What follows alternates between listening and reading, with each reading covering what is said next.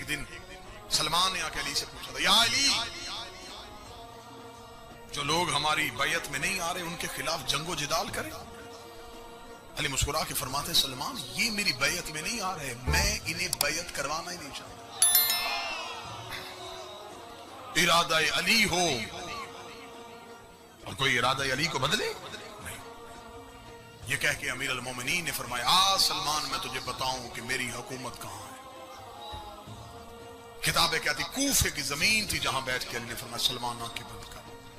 اس حدیث کو مذہب شیعہ کی کتاب میں حدیث غمامہ کہتے ہیں، بادلوں والی حدیث۔ غمامہ کہتے ہیں بادل کو، بادلوں والی حدیث۔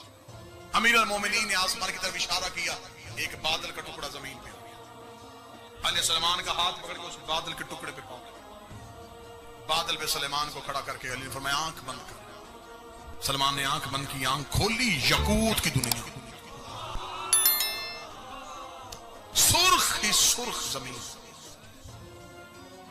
سرخ لباس میں ملبوس خوب رو نوجوان جو پورے صفے باندھ کے، ہاتھ باندھ کے کسی کے ادب میں کھڑے۔ سلیمان نے جب یوں دیکھا تو یقوت کا تخت، اور تخت پہ بیٹھا ہوا سرخ امامہ پہن کے علی۔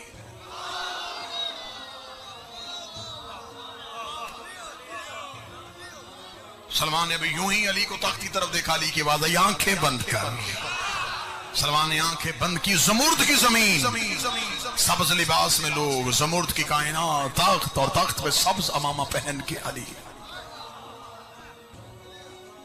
دیکھ رہا تھا۔ یہ فرمایا آنکھیں بند کر، آنکھیں بند کی، پھر آنکھیں کھولی، چاندی کی زمین، سفید لباس میں ملبوس لوگ، چاندی کا تخت، اور تخت پہ سفید امامہ پہن کے علی۔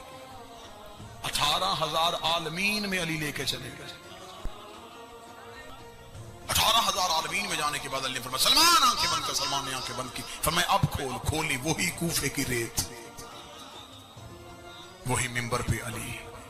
چپ کر کے سلمان وہاں سے چلے گئے، خاموش رہے۔ اگلے دن ابو ذر نے آ کے کہا، یا علی اللہ جانے کیا ہوا ہے، سلمان کی آنکھیں کھلی ہیں، بول نہیں رہا، ہم بات کر رہے ہیں، جواب نہیں دے رہا۔ علی نے فرمایا سلمان کو لے کے آؤ۔ سلمان کو لائے گئے، علی کے قدموں بھی اٹھایا، علی نے سلمان کے ہاتھوں پہ ہاتھ رکھے گا، سلمان بولتا کیوں نہیں ہے، آنکھیں کیوں تیری کھلی ہیں؟ اتنا کہنا تھا، سلمان ہاتھ باندھا، سچ بتا تو ہے کون؟